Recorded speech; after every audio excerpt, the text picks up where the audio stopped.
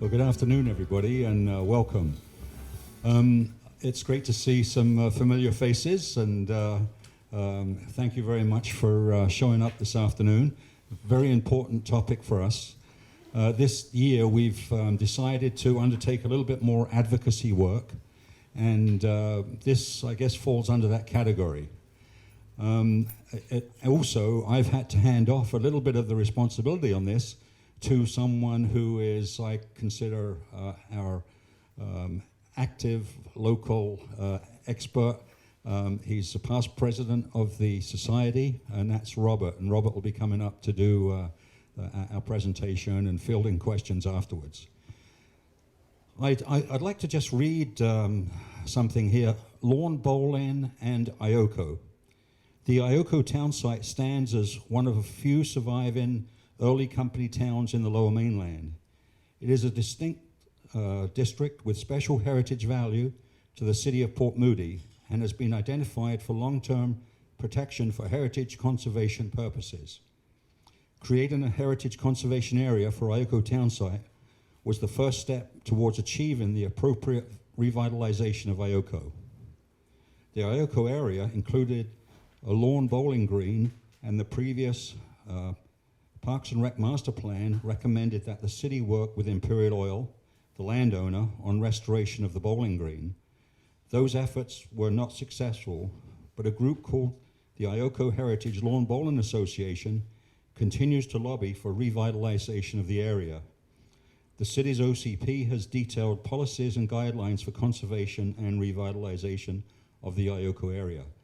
Now, this is right from our Parks and Rec Master Plan, and it also says in there as a recommendation that the city, this is recommendation 456, that the city will continue to support activity at the bowling green at Ioco. So the city is committed through various documents, and we're going to hear more about that from Robert. So Robert, would you like to take the mic? Thank you. Thank you, John.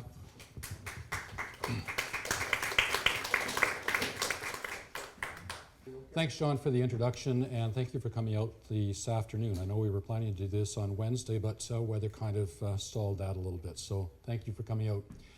My purpose this afternoon is to really give you folks an insight as to the Ioco Town site. Its real purpose, what's there today, and what we as an organization, that's the Heritage Society, is attempting to advocate for from a standpoint of the revitalization of it. So the town site basically exists, and what we're looking for is a way in which we can protect, preserve, rehabilitate, but more so to revitalize. As it sits today, it sits in a static state. But what can we look at from ways in which we can actually revitalize the town site into a vibrant village community? So just a short history. So Imperial Oil began construction in 1921. Now, interesting, 1921. 2021, 100-year anniversary for the town site. So remember that, because it's very important that when we get through these types of discussions, we think about these significant anniversaries. The Ioco School was built in 21. It was used up until the mid-2000s. Today it sits in a static state. It had replaced a one-room school that had been sitting on the inlet. Community Center was built in 21. Basically, it was used up until the early 1990s. There was upgrades made in the mid-1995s, and in going into that building, even as recently as 3 or 4 years ago, it's still pretty solid. Actually, it's interesting when you go inside it, there's a curtain on the stage that still shows the Ioco Community Society.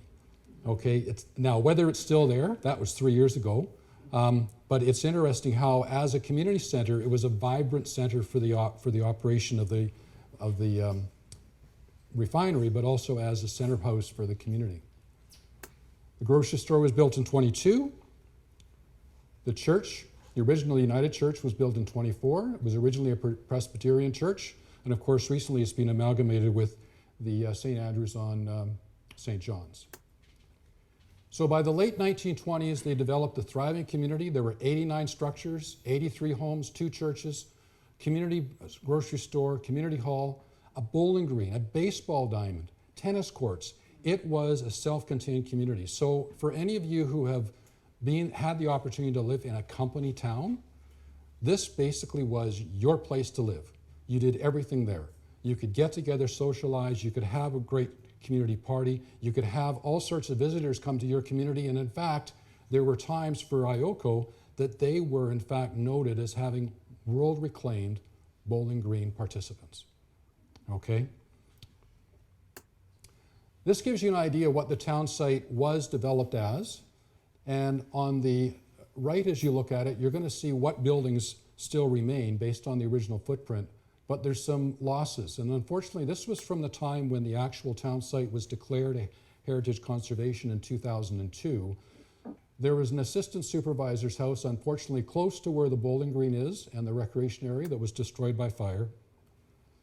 There's been 2 buildings since the original designation that have been considered not able to be rehabilitated because of their current state of decay.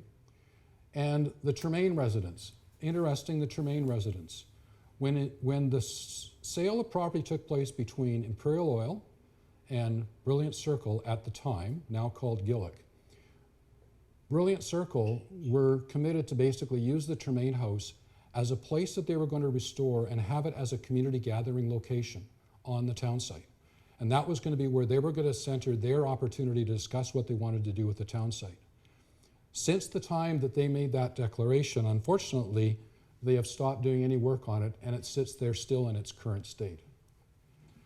Also, what's happening on the town site, and for those people that live on the town site, of which we know there's 2 private property owners, they're aware of the fact that there has been security fencing that was built around some of the buildings that's been stolen.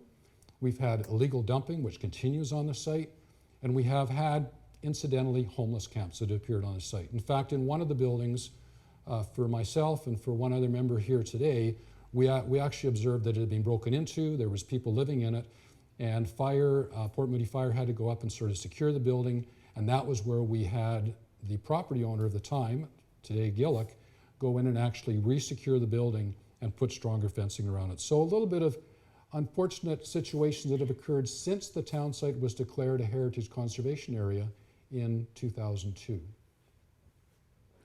So what actually exists today? Well, we have the Ioco Church, and we have 2 private residences. The 2 private residences exist on what is property still owned by Imperial Oil. We have unoccupied buildings of which public access is totally restricted. So the current landowner and the previous landowner, Imperial Oil, refused anybody access to these buildings. So we have the community hall and groceteria, we have the school and gymnasium, of course that's owned by School District 43, and we have 11 homes, which 4 of them are on Imperial Oil land and 7 on Gillick. All of these are basically still sitting there, but they're not accessible to the public.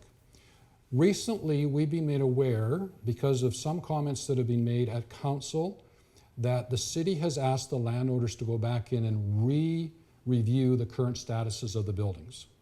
So for your information, particularly for the unoccupied buildings, the ones on Imperial Oil land, the community hall and the groceteria, and the houses, and also all the houses on the Gillick property, the Gillick owner has put power into those buildings.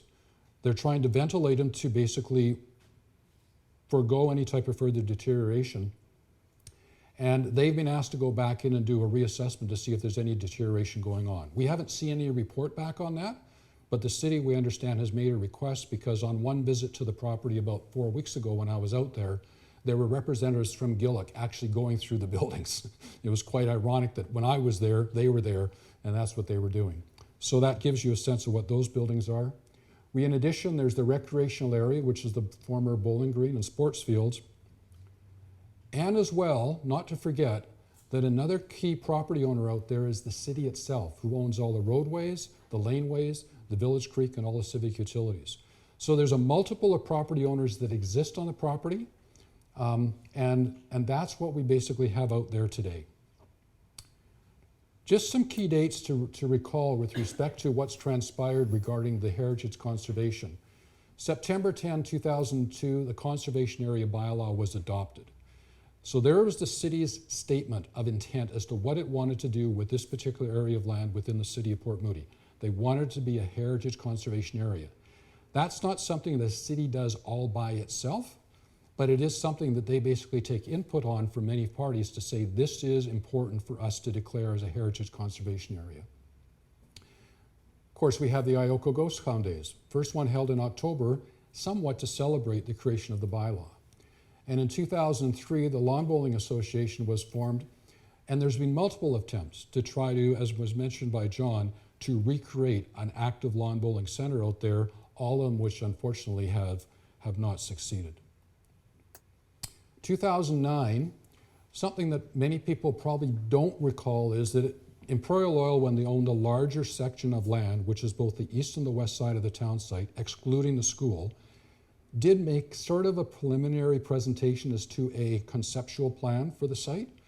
It also included actually all of the other properties that Imperial Oil owns in the general vicinity. So it was quite a grand, but a very, very preliminary perspective.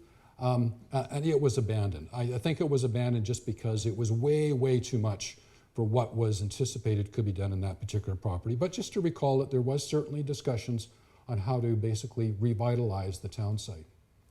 And then in 2015, January, Brilliant Circle purchased the eastern portion of the town site. And some people maybe not appreciate that they only bought half of the town site. The other half of the town site, or the western portion, continues to be owned, with the exception of the two private properties, by Imperial Oil. And they have stated for their intent, this is Imperial Oil, that that piece of property to them is an industrial buffer zone. We've tried to, as an organization, seek clarity as to what they mean by that, and they've been adamant to say that it's an industrial buffer zone, and for that perspective, they're making comments to say that basically they don't want to see any type of public access on the land. They would much rather see all the buildings cleared off the land. The major concern, of course, in that is that the two major public amenity buildings that still remain on those lands, the community hall and the groceteria, are on the Imperial property. So it's a concern from a standpoint of the revitalization on what the status of those two buildings will be. Since Gillick bought the property, a key item to note is that when the heritage bylaw was put in place, there was references made to what is meant by heritage conservation. And there are some federal guidelines around what you need to do heritage conservation from the standpoint of protecting it and revitalizing it, but it's pretty general.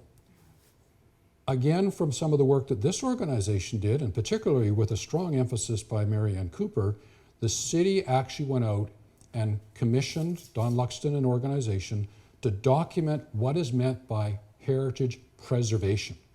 What is the demand on a property owner in one of these areas to actually preserve the properties for future use? And it's kind of called the concept of mothballing the building. And that was when the fencing, the electrical services were all added into the building to try to just stall the continued deterioration of those properties. That was a city initiative. The city paid for the consulting work. They basically are forcing the landowners to do something. In the case of School District 43, they actually re-roofed the building. They painted the building. All of the buildings have power in it. But to what extent it's actually preserving the buildings would be a little bit of a question mark, because it's basic mothballing. That's all it is. At the same in 2017, this is when Gillick revealed their plan to restore the Tremaine Residence, and as I said earlier, it's basically suspended at this point. 2015 to 19 is when I've indicated when they did all of the work to do the preservation and maintenance as per the new city guidelines, and I think that's important. The city did actually take some initiative to create those guidelines to preserve the buildings. But at this point, again, no agreement in place to revitalize what probably could be the easiest thing to try to do a little bit of revitalization on, and that would be on the lawn bowling green. So it kind of sits in its state as it was when there was earth pushed over to basically cover the bowling green and basically leave it as it is today. A new development, which we've observed in the last 2 to 3 months, is that Imperial Oil has been doing some remediation work on their portion of the town site. Remediation work, they're going in, they're excavating where the houses sat, They're taking out all of the soil that's there. They're replacing with clean soil. I've got a question out to Imperial Oil based on some recent contacts we've had to say, is this changing your future plans for use of the property? Why would they be doing the revitalization or the remediation work? Haven't received a response, but is there some contemplative move by Imperial Oil to maybe put that property up for sale because the essence of a buffer zone may or may not be as applicable as it had originally been put forward? But it's interesting that they're doing this environmental remediation, and I haven't been out to the site recently, but I think they're fairly well completed most of the work that they were doing in the last 2 to 3 months. So let's talk about what the city's goals are. So there's a history of the property. What were the city's goals when they put together the Heritage Conservation Bylaw? Specifically, they put it in the last OCP update, which was approved in 2014, they made minimal changes to what had been written as the original concept for the Ioco Town site recreation and revitalization. There's a fairly extensive appendix that sits in the city's OCP today, and if you were to read that appendix today versus what was in the OCP that preceded it, there have been minimal changes. Now, there is some contemplation of changes forthcoming, and I don't want to get into the politics around that, but there are certain clauses that are in the appendix that basically reference such things as the David Avenue connector. So just to be aware that the language that's in this particular guideline in the OCP is currently under discussion at City Hall. More importantly though, the city also has a heritage strategic plan. So as any organization, they have different subsections of strategy that's undertaken. The latest update on this was done in 2016 for 2016 to 22. And interesting enough, again, this language has not changed from the previous Heritage Strategic Plan. So there's been nothing changing in the city's committed intent on what to do with this land. So the city will explore opportunities to conserve, restore, and enhance the integrity of the town site and its residential community structures, working in cooperation with the landowners. So the landowners we're talking about here is any landowner. It's not the original landowner, it's the landowners as they currently sit. So if there was another change of property between, say, Gillick and X, that landowner still falls under the same requirements to be working in cooperation with the city. But very specifically, the strategic plan said, enhance the heritage program, work towards restoration and redevelopment as a living community, continue dialogue with Imperial, and by the time this plan was updated, Brilliant Circle was already in the mix regarding the future plans for Ioco. And very specifically, this is the one that catches my attention, work with the school board. If you're out on the site and you take a look at the buildings that are there, this is my perception right now. Probably the building with the greatest degree of potential immediate restorational use is the original school.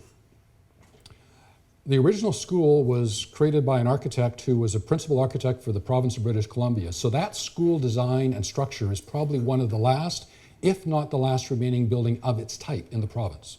So it has a fairly significant provincial importance.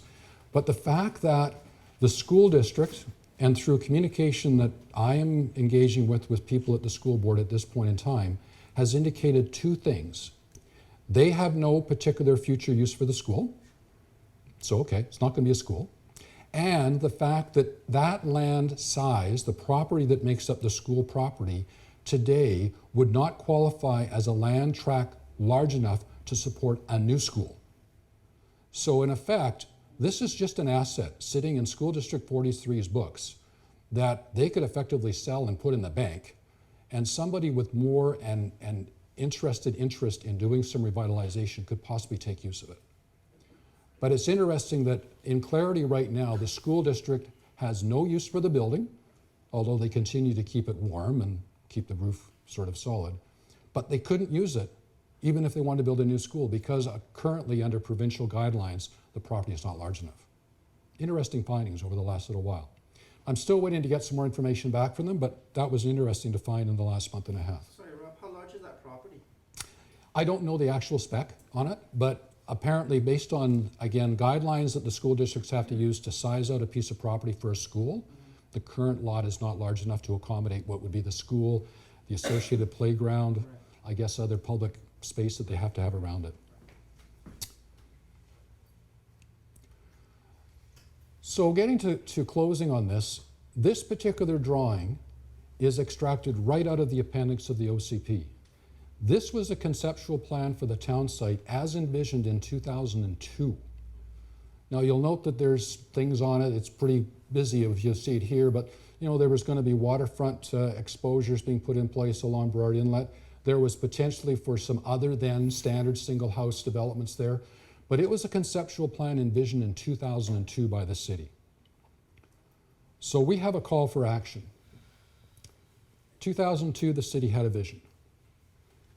Since 2002, they failed to deliver on the vision.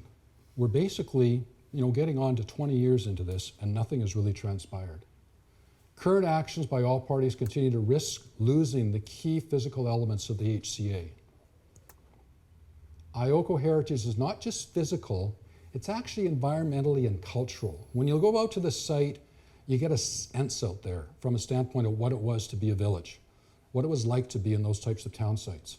And you can create those types of villages even within a city. It doesn't have to be just, you know, a city unto itself. You can create a village within. And I think if we look at neighborhoods, neighborhoods are in fact little villages.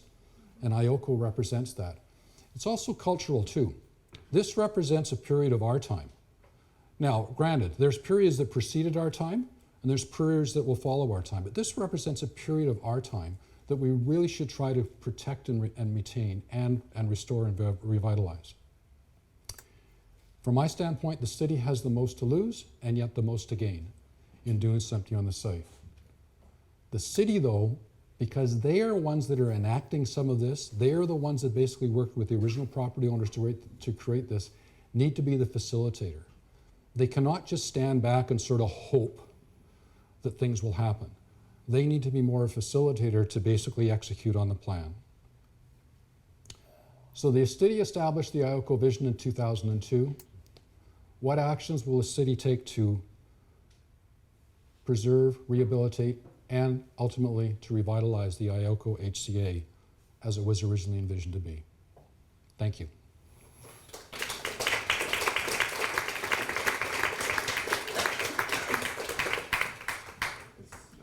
Thank you, Robert.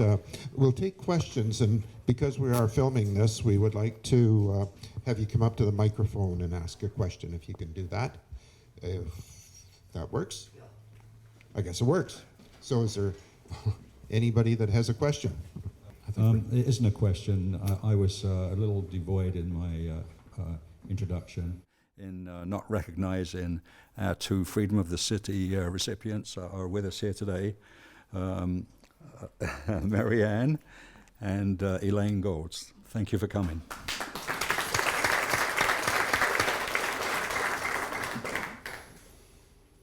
Don't be shy.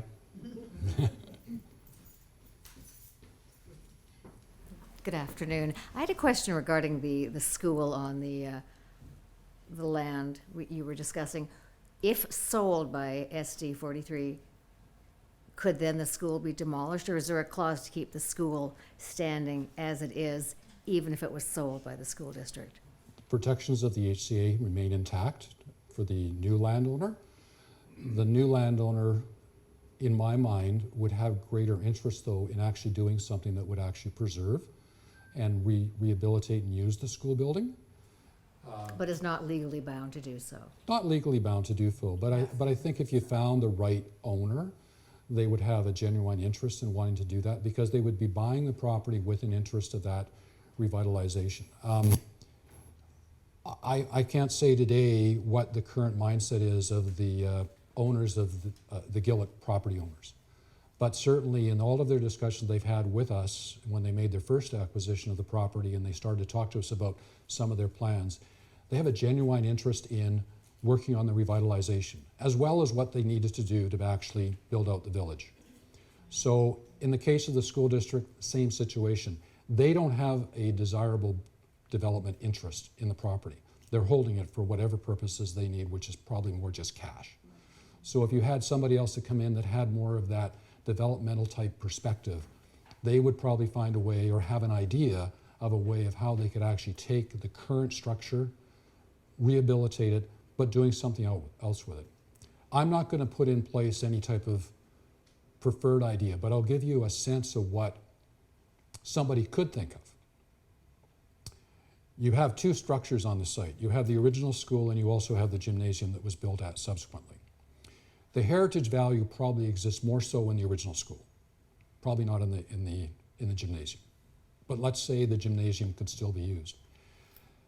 A property owner could come in and say, maybe rather than the rest of the land just being what would have been the playground for the school, maybe we can actually build something on there that we can use partial proceeds of that to help with the revitalization of the other building. I've heard of that and seen it done in some other jurisdictions where there's been an older building, a development company or an owner comes in and says, I'm interested in protecting the property, but to do that, I'm going to be doing this beside it. Okay, so that could be worked on, but again, at this point in time, there seems to be no genuine interest by the school district to even contemplate that. Thank you, very comprehensive. I'll just add a little bit to that, that any of the property owners would have to apply to get what's called a heritage alteration permit through the city, and that's in addition to any developmental building permits. So the heritage alteration permit could go as far as having to have council approval, and they could apply for a demolition permit, but then council would have to approve that.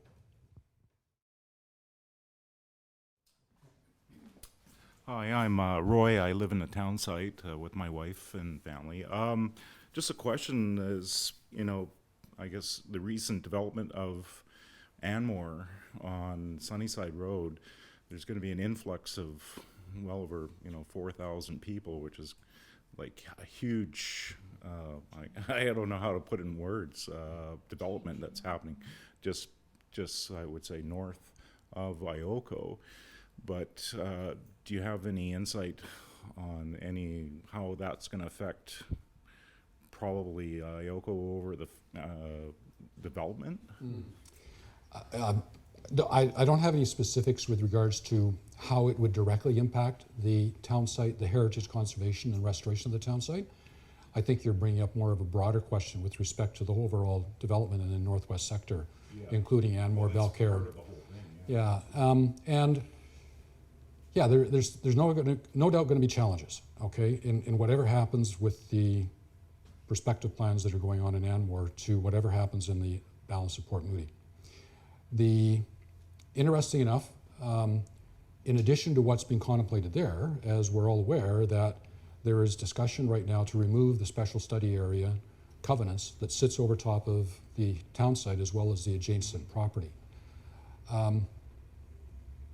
It's been suggested that by removing that, you get upwards of another 110 residents within the area.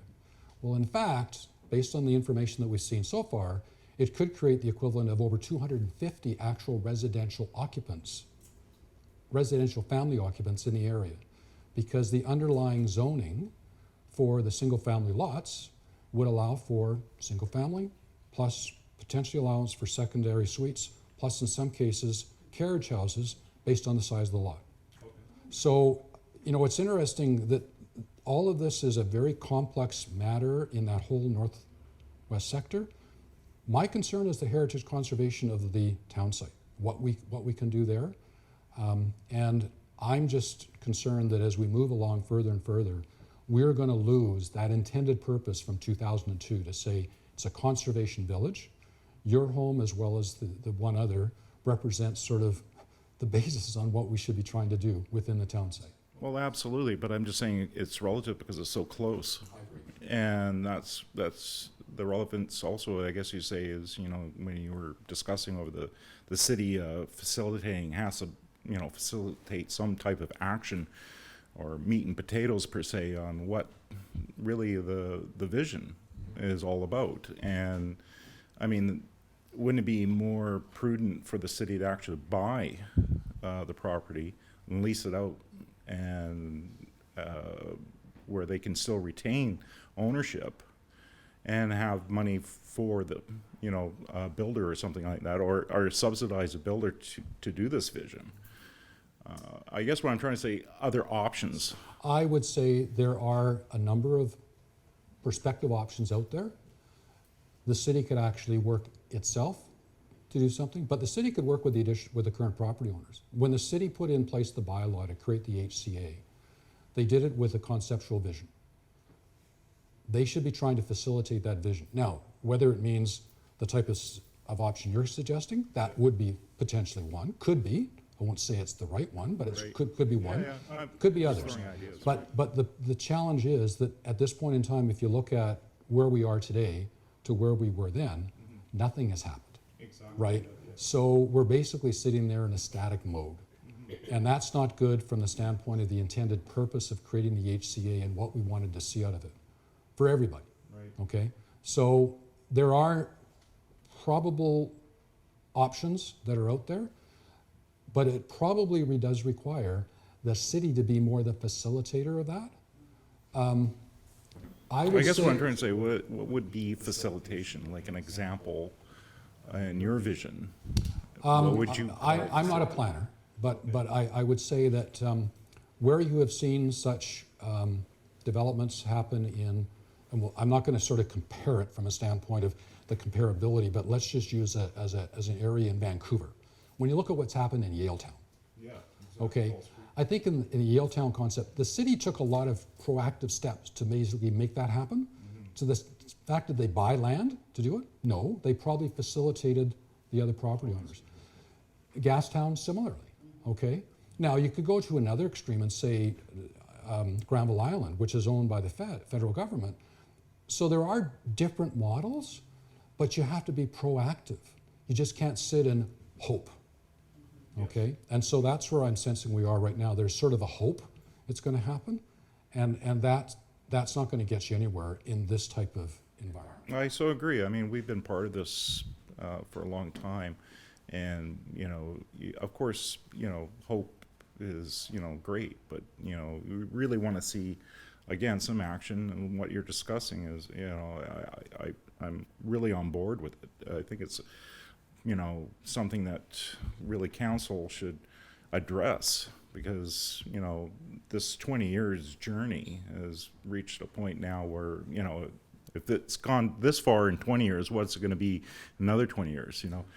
So if we don't actually do the action, or at least see some action, we actually won't go nowhere. And I so agree with what you're saying, and I thank you for everything. Other questions?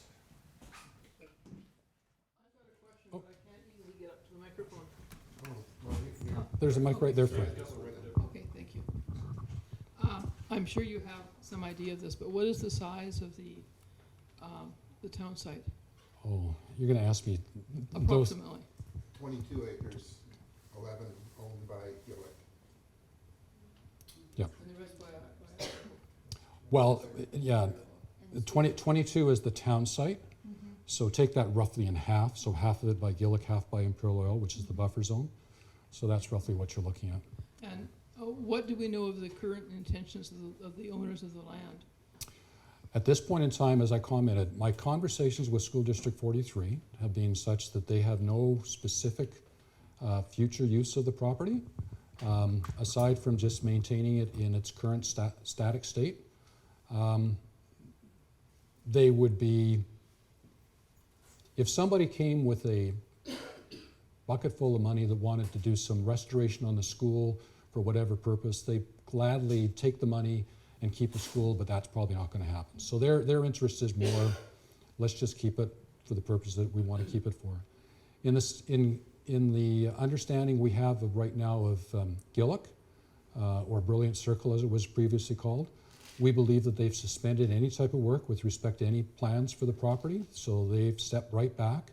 Mentioned earlier that they were looking at doing the restoration work on the Tremaine Residence. They've stopped any of that type of work.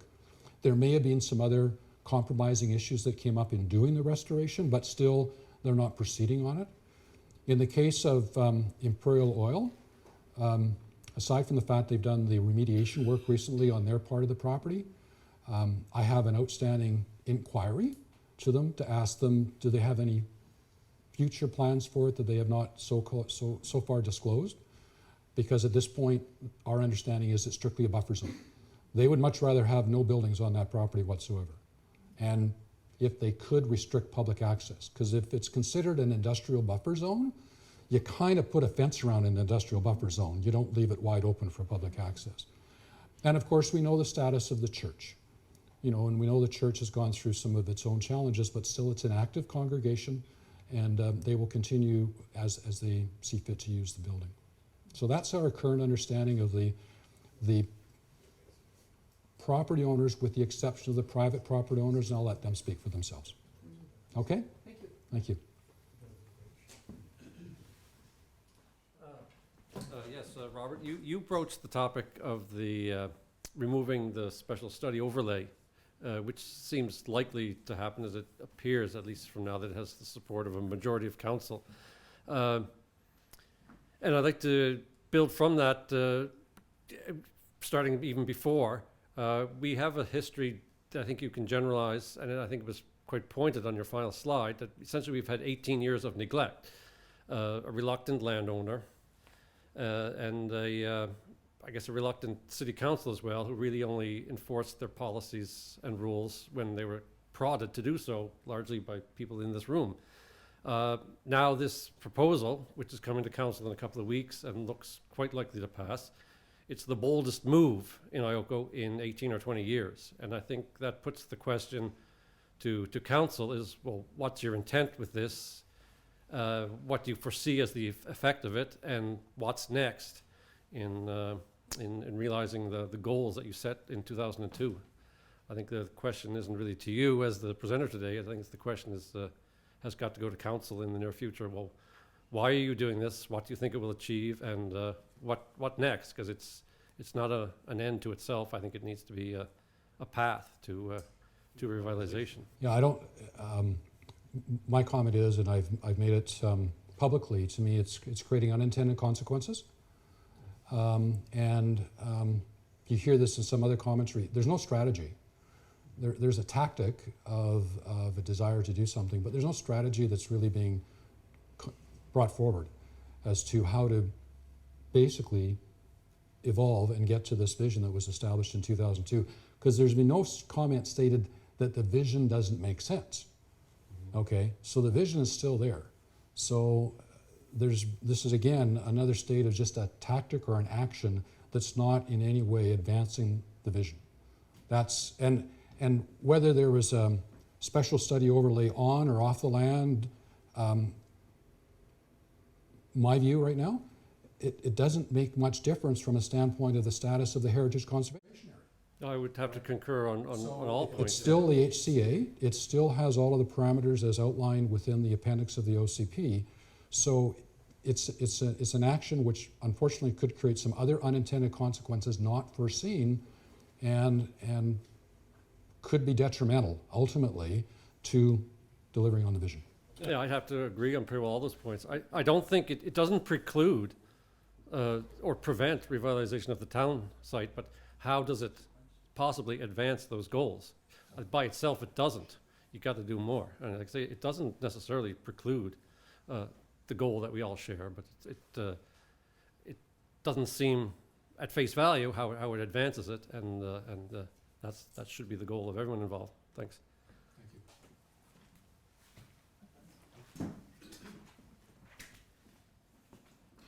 Hi, Willie Martin, for those of you who don't know me. Kudos to the family still living on the Ioco Town site. Great respect from me, because that speaks volumes. Last year, Marianne made a very, very poignant comment at the end of one of council meetings, and when she spoke up with all of her 104 years of wisdom and said to council, "You have no plan." And that said it all. But I'm here really to speak as the president of Tropica, which is the residents of Pleasantside Ioco communities. And our board has discussed the town site. And we are 100% on board with the preservation of this historical area. And I made that promise to Marianne, and we continue to honor that.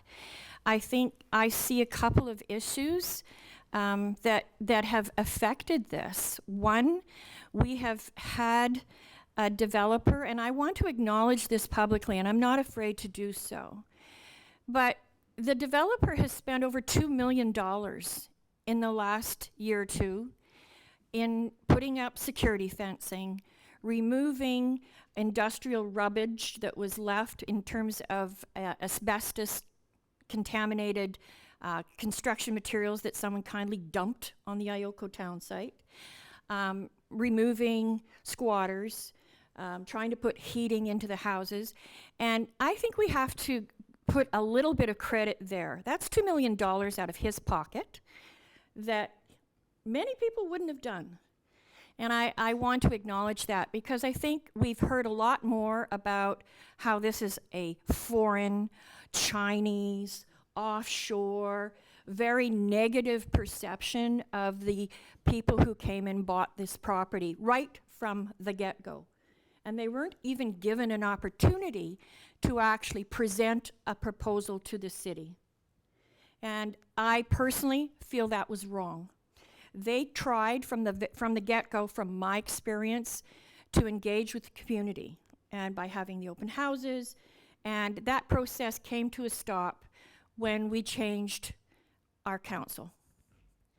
And since that time, it's been a very antagonistic situation we've had, where I think, putting myself in their shoes, and I'm not them, but when you're saying to someone, we're not giving you an opportunity to do anything but lose money on your investment in this area, it's no wonder that they're going to focus somewhere where there's better potential for them.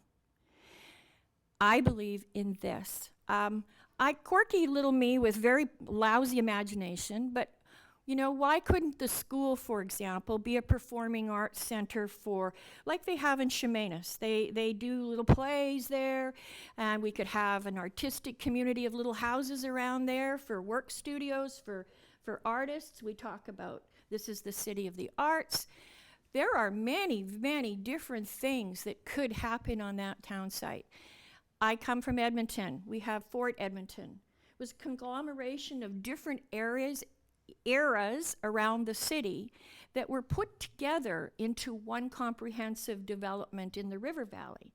And so what they developed was, you could walk from the 1800s when it was a fort, you then went to the 1900s when it became the province, and you went further in the history of the city. That was a vision that someone had, that they created, and it is a tourist draw. It brings in money, it employs people. The Burnaby Village Museum is another site. Winter is magic there. They have brought together the history of that community, and they've created a go-to destination place that's wonderful for families, etc. Why can't we do that here? And we can. And so I'm just saying, whatever we can do as a community association to support this vision, I want to encourage people that while right now we have a council that has a certain direction, council answers to us.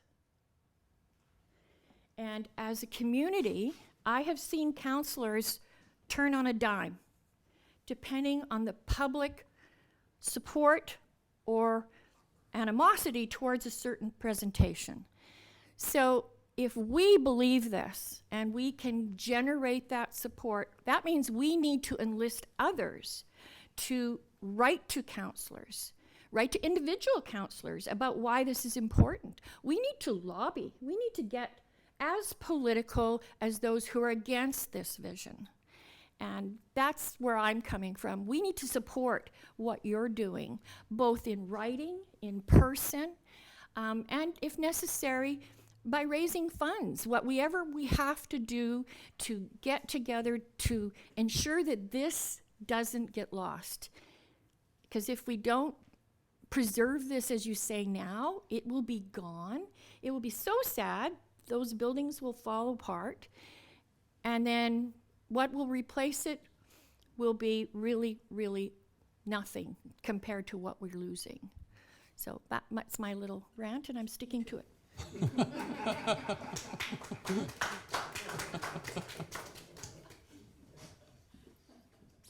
Good going, Willie. I have a real concern and a real worry about Ioco, and I think it's just one great big mess. I understood when Brilliant Circle Group bought that half, that the buildings would eventually, they were being looked after by Brilliant Circle Group and would come over to their side of the site when they started to redevelop, because they, if I recall correctly, were really thinking of trying to incorporate all these old places. And that was really, really good, and I think people were quite happy about that. And they did come in, and they did put in fans into the buildings, and tried their best at the time, putting wraps on the roofs, which have been a bit of a disaster over the last few years. But I go up there fairly often to walk, and I'm finding that all the fans aren't working like they used to. I used to be able to hear them at each of the houses that I went by, and a lot of them I'm not hearing that sound anymore. So I'm wondering if something has happened and they've broken down or whatever. And I'm hoping these people who are going in to check the houses will be able to do something about that. Also, I'm noticing that some of the houses are starting to lose shingles. There's the house up the hill just past Tremaine Residence, where the shingles that are on the bottom are starting to fall off now. I mean, talk about a perfect place for rodents and whatever else to get in. So it really worries me that the longer everybody waits, the worse it's going to be. Like, they're not going to be able to move, well, the Groceteria 5 years from now, I wouldn't think. The recreation hall maybe, because it still seems to be fairly stable, although now I'm noticing graffiti on the side of it. It is just so sad to see us losing this wonderful site up there. And honestly, I just wish these people would all get together and just work together and, you know, sort out their differences and get things going. That's it. That's it. You want me to give you the microphone? For Mary Ann. I would like to add something.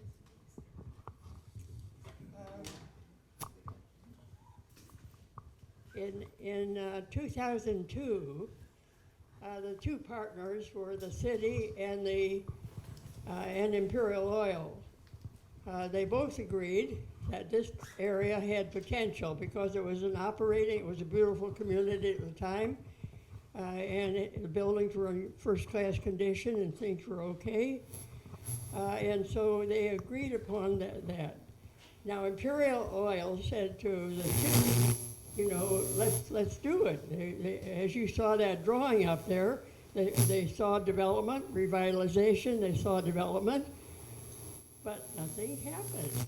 Who did they expect it to do? Imperial Oil wasn't going to rebuild it.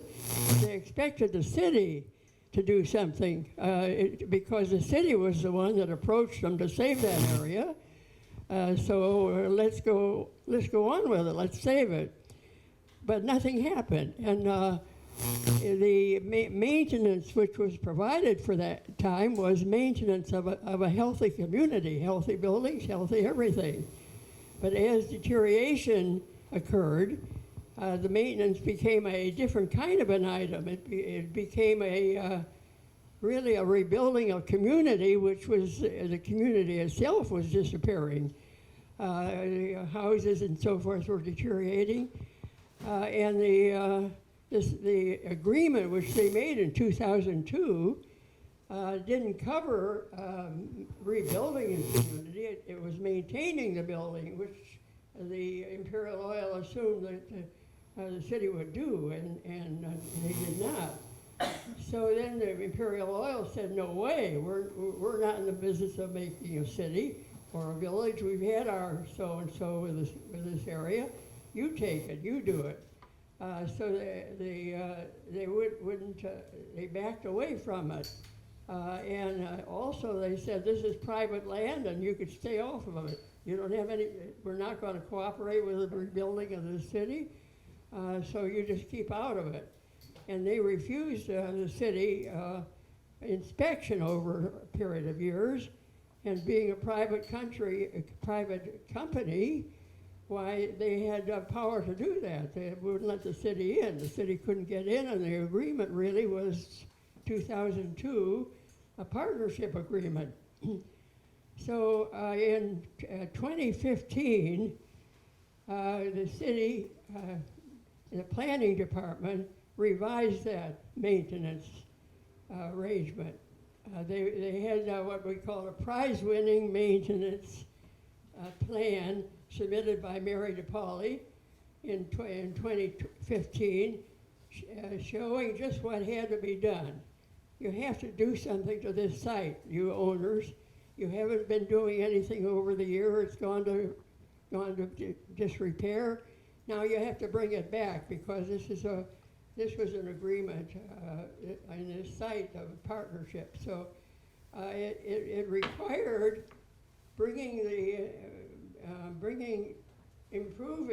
the original community to an extent where it would no longer deteriorate, and do the best they can. And Don Luxton wrote this maintenance item, but again, it simply stated what was the deficiency of the 2002 agreement. It brought up the maintenance important, and furthermore, it contained a clause which had a really hefty penalty. A daily amount of money would be inflicted on the owners if they did not do that. But that was never enforced. But as a result of that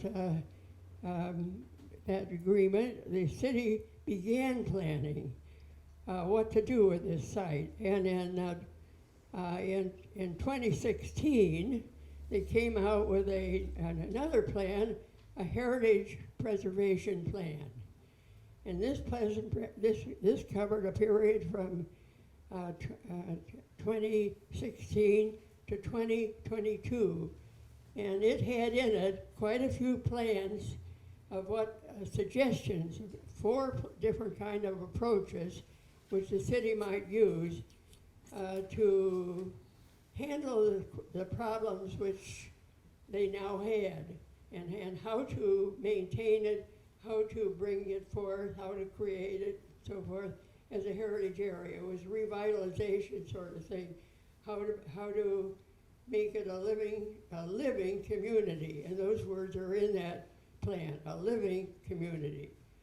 Well, that was all very well, but they put the implementation of it in 2 of their agencies, the Planning Department and in the Heritage Commission.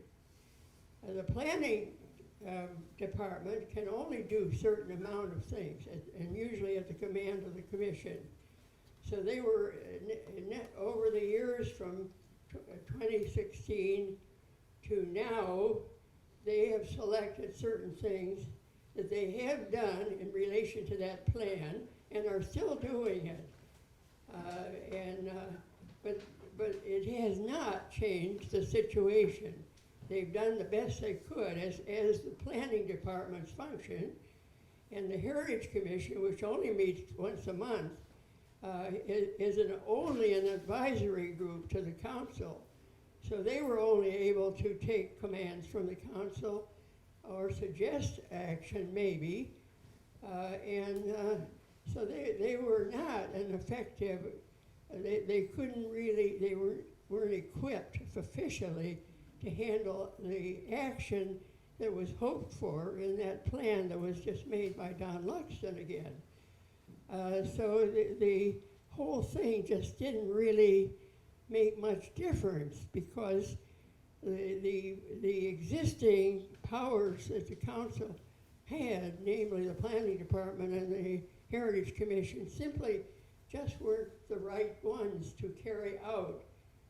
Their own functions were well defined, and it did not include taking over the management of heritage. So now what do we have?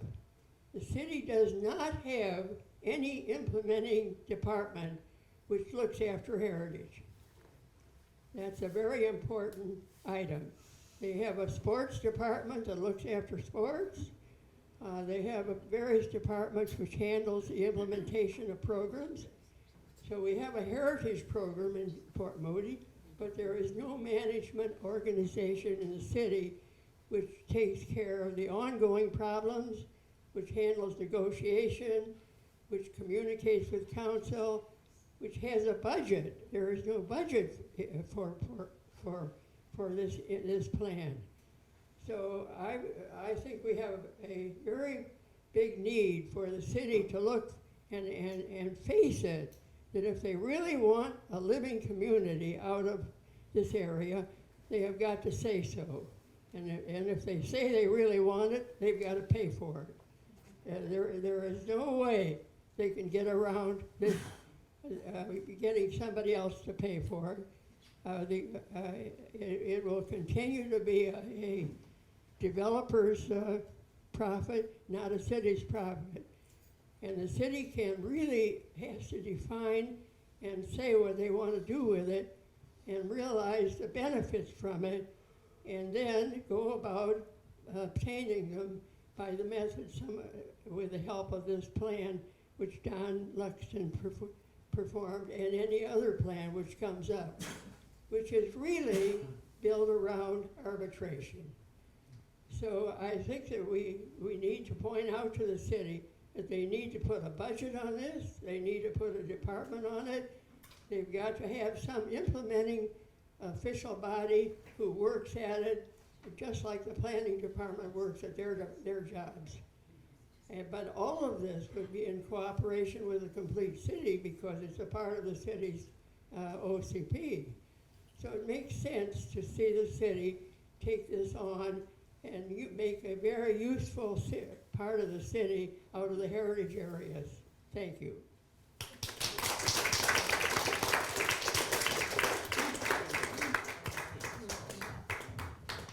I should have had Mary Ann do the presentation. Still teaching. She's still teaching me, yeah. There might be some other questions, but just to make you aware of one or two items that are transpiring within the next 2 or 3 days. So a shorter portion of this particular presentation actually, as a delegation on Tuesday evening, is going to be presented to council. This presentation in its whole was presented to the Heritage Commission back in November.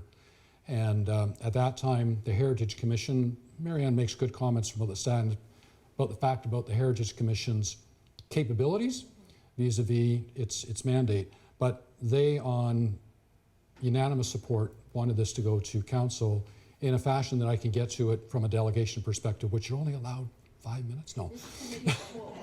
This week in the Committee of the Whole. So that will be on Tuesday. So if you wish to come to that and provide public input with respect to the support of this particular discussion going forward, please do so. The other thing I just wanted to outline, and Mary Ann makes a very good comment, as does Wilhelmina, and that is, this is not in any way to berate or downplay what the landowners have done or are doing. This is basically stating that based on current actions that have been transpiring over many years, this is where we are. And it was not where the city had expected to be when it established the bylaw in 2002. They would have expected then that we would have had some progress with respect to the work on the true restorational work, the rehabilitation, and the revitalization of the town site. So everybody kind of has their own role to play in it, but from a standpoint of the facilitation of it, I would not in any way disagree with Mary Ann's comment. The city has to be a strong facilitator of this to take place. How they do that can be discussed, but they have to be a strong facilitator because they're the ones that have sort of established the bylaw. If you had a private property, of which many of us do, you basically do your work based on the bylaws that are in place around your property. Okay, in this case, there's a bylaw that's around this piece of land called a Heritage Conservation Area, so help facilitate the reality that you're wanting.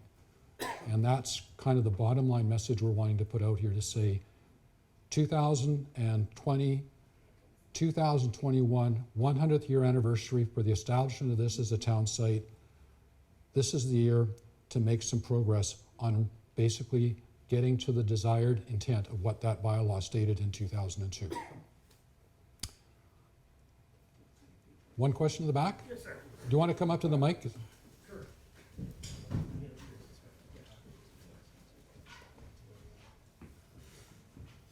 I'm one of the other family members that are living out there. My name is Ludlow. We went out there, my great-grandfather came out to Anwar area in about 1916. We've been about a piece of ground up there. I'm the last on that piece of ground, 100 years. I grew up, my father grew up in Ioco. He went to school at that school. I went to school there. And my dad worked at the refinery. Grandfather worked there, both 38 years apiece.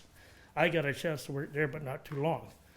I think I've been in Powell River. They embrace their heritage up there. They have the town site.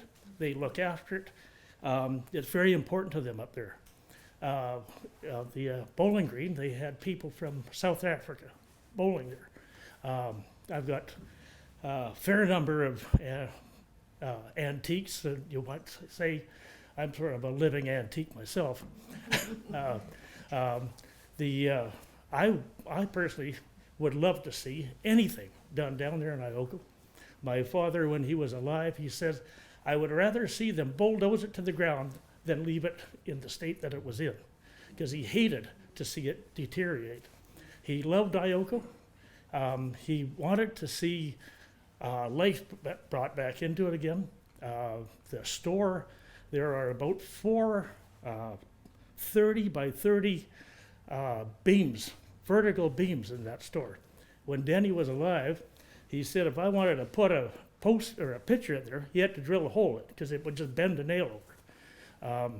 I've got, Denny was kind enough to give me the chopping block, the weigh scale, meat cutter, paper roll, and cash register. And a clock that was in there was a mission clock. It was built the same time I was, 1957. So I also have the old original flags from the bowling green and some of the balls from there. Daddy gave those to me as well, because he knows I love old stuff. And anything that you can do down there, if I'm available to work, I would work. I would love to see that back up, because the stairway at the bowling green, when you come up, it would be approximately 30 to 40 feet. On the right-hand side, there was a drinking fountain there. I used to drink from that when I was a kid. All your lamp standards out here were those ones. So if you bring it back, would the Moody be willing to take all these back to Ioco and put them back up? Because that's where they come from. I won't speak for the society, but I think there would be very strong consideration of that. It basically says if that's where the original provenance was for those, that probably is where they should be, if we're basically trying to recreate a village. But I will not speak on behalf, that's a personal view. Anything that came from Ioco, it would be wonderful. It was put back there, put back up where it was. Moody, thank God for them, at least they refurbished them and got the lights back on. It would be wonderful to see them back on there. I personally am really happy about the Mary Ann's grouping of getting the Ioco Days fired up. It is amazing the number of people that show up for that every year. Rain or shine, they're out there. It's great. I love to see that, and I try to attend to that every year. Roy, he's done a beautiful job, both him and his wife, of his house. Both his house and the Ludlow house there has got the brass plaque of the Heritage Society. And I believe it's the only 2 up there in all of Ioco. And it's good, because I personally want to do all that I can to maintain that down there. I'm looking after the house now that Mom's incapacitated right now. But keep the hedge done, because it's a reflection not only on the family, but on Ioco. You got to keep it up, maintain it, and say, hey, we're here. We're not going into the last person that had anything to do with Ioco and lived here is gone. And so I guess I'm about the last one of the last ones that attended that school, that lived there, that walked all over everything. And I love that place. And I love Anmore because those areas there, people from Anmore came down to that school. Once the little one-room schoolhouse got torn down up there, which is where the fire hall is today, corner of East Road and Sunnyside. And it's great to see heritage. I love it. I love history. I've got probably one of the few horse-drawn hay mowers around that still work. I'm just waiting to grow some more grass up there so I can get the hay. I'm going to have to get somebody on the back of the hay mower because I can't get in both places. Maybe Jim will. But anything that you can be doing down there would be awesome. Well, I think, yourself, Roy, and both your families, have a very unique context from a standpoint of bringing that to life, from a standpoint of our discussions here and discussions even in front of council, from a standpoint of what the Ioco Town site means as a heritage site within the community and as a living village within the community. So, anything we can do, we will attempt to do. Anything you can do the same, because you need to have that type of personal reflection. I can speak to it as an individual that has an interest. I can't speak to it as an individual that lived in the town site or had a family member that lived in the town site. You folks can't. So there's a very different perspective you can put on the discussion that really then says, yes, there is the concept of a village that's there. Even the elements that are still remaining still represent a village, and that's what we need to build upon. One comment that I have heard relative to the revitalization discussions has always been, are you going to create something that sort of looks like a recreation of everything that was there in the past? No. I believe the revitalization is a reflection of what was there in the past. So you're not there to basically reconstruct every house and building that was on the site at that time. You want to create something that's a reflection of it, because truly there would be changes over time, but you don't want to basically go to the ultimate extreme that everything is becoming ultra-modern. And I think that's, the bylaw states that. It's a reflection of what was the village, as compared to creating a brand new ultra-modern community that has no bearing and reflection as to what the village was. No, if it could be retained along the same architectural designs, that'd be awesome. And that's the reflection. That's not sort of designing as per, it's the reflection of, because some people have said, well, you're just going to make a Disneyland out of it. No. And that's what you're not wanting to do, okay? It's not faux heritage. Yeah. What Ioco is in here. It's not something that you can design. It's a cultural and environmental, those are the two strong points as well as the physical structures, but you got the cultural and the environmental, because there is certainly an environmental component that sits out there as well. It's also the people in the community as well. Pardon me? It's also the people in the community. Oh yeah, it's the living That's person. the essence of Port Moody, right? Everything, anything that was done up there in Imperial, like they used to have a separation box just ahead of the cooling towers, and some of the water from Shannon Lake used to go into there, and then they'd separate it, and that separation box is pretty close to the creek that runs through there, down between 4th and 3rd. Even when I was a kid, I used to smell oil there years ago, and apparently supposedly that's what is happening now from their work that they've had there. They've dug up the area that used to have the septic tank, was right in front of the store. That's what was there. It used to have big logs around it, but they've dug there. I don't know what they're doing. I haven't been able to find out from anybody around there. I've asked a few times, but it kind of slid me to the side. I said, I live here, and I said, I'd like to know what's going on down here. Well, I have an outstanding email to a representative of Imperial Oil, and I'm not sure how open they'll be with me with some context, but I'm trying to ask some of the same questions as to what their plans are for the properties. Well, I'd like to thank you, and Mary Ann, you guys are doing an awesome job. Thanks kindly. Hey, Robert. So one thing with the church and it being there is, as of September, as you're well aware, is there's Inlet United now. So St. Andrews and Ioco have kind of merged and are bouncing around a bit. So that as a building and as a structure, obviously they were probably going to need support as they move forward, because it's their home, but they're not there all the time anymore. So just something to be obviously be aware of. Yeah, certainly I don't have all the detailed knowledge, but you're right in the fact that the congregation of Ioco United has become much smaller, and so there was some issues, and I know that there's been then the amalgamation with St. Andrews to basically make a larger congregation that will basically manage the two properties once the new church is built. So yes, it is. It puts the church at risk, possibly. I think the parishioners that are there now are doing their utmost to ensure that it's not put at risk. And with the one commercial venture that they do have within the church, which is the daycare, does help sort of offset some of the costs, but that may not be the capability to do it forever. Okay? Yes? I'll be very brief. So I really want to thank the Society, the museum, for pushing this ahead and making more people aware of it. I'm glad this many people are here. I'm sure that we need to really push forward and get more people to be aware of what's happening there, or else it'll be like Joni Mitchell's song, you don't know what you've got till it's gone. So just one last comment. Years ago, and I can't remember when it was, but maybe Marianne remembers, she was presenting at council in the public input. She had her heritage dress on, and it was probably to promote Ioco Days.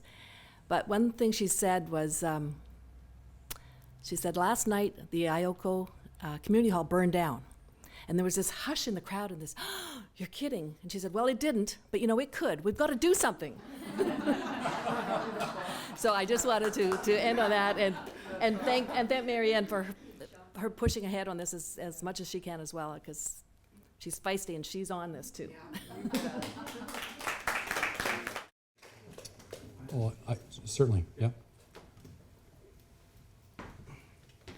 Hi, my name is Danu. I'm actually a resident of Port Coquitlam, and I was invited here by Sandra. So thank you, Sandra, for inviting me, and it's an honor to meet yourself, Marianne. I've been listening to what you guys have been saying, and for 20 years, you're right, it's been a long time that no action has been taken, and it's a lot of talking and going back and forth. And I'm a developer myself, but I'm a small-time developer, but I kind of have an idea as to why it's taken this long. And it might even take longer. However, though, I've been known to be getting or to offer solutions to what's going on. I love history. I love museum. Anything to do with the past or the meaning or purpose of kind of like where someone came from is quite a good passion of mine. I think Marianne and I kind of connected on at the very beginning of this whole thing. So I do have a solution for what we have here. So what I want to do is, instead of just talking to the city hall and talking amongst ourselves, is actually create a concrete plan that I have in my head right now, a vision of what we can do. So after this, gathering, if anybody's interested and wanted to discuss more of some of the ideas that I had that actually I can see actually be solidified, that would be great. As a developer myself, we can build it out ourselves within ourselves.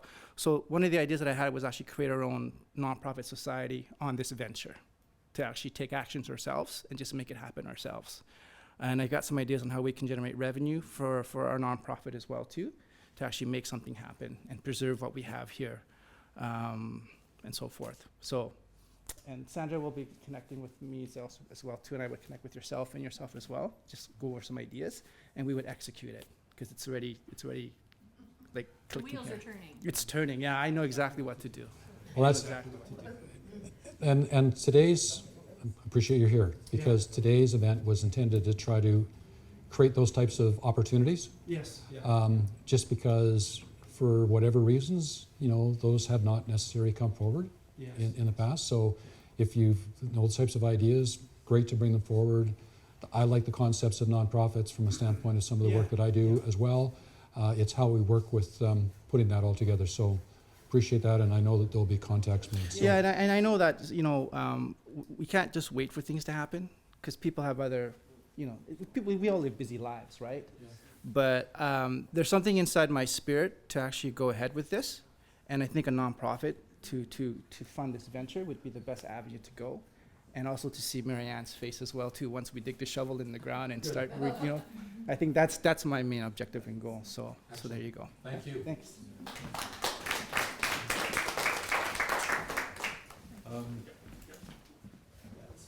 We can stay around afterwards and talk some more, but we've lost a few people, and before any more leave, I just wanted to thank everybody for coming out this afternoon, and also hope you haven't seen anything that would be considered political in this presentation, because it's not. We've been referring to the OCP, we've been referring to the work of the Heritage Commission, we've been referring to the recommendations in the Parks and Rec Master Plan. These are city objectives, and all we're asking is that we try and get the conversation to support the city to move this forward. So Robert's mentioned Tuesday night, the delegation. I'd encourage all of you to come out. Please state your any ideas you've got or any questions you've got. It's an ideal opportunity to put it onto, bring it back onto the front burner of the City Council. Thank you very much. Mary Ann, you want to say something? I just wanted to add that the law, that the plan that Don Luxon presented on the 2016-2022 was not just for Ioco. It was a plan for the city, how the city is going to handle heritage.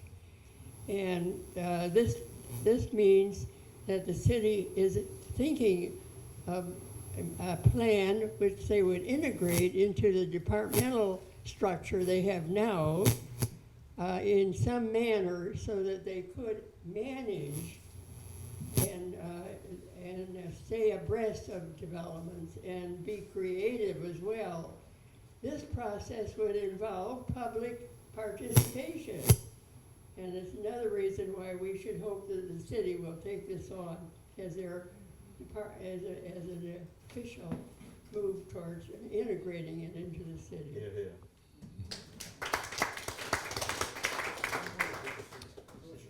Thank you, and John, thank you for the comments, and Thank you. I think we'll, if there's any other question you want to raise, we can do it sort of offline, but thank you all for coming out, and enjoy the rest of your afternoon. Thank you.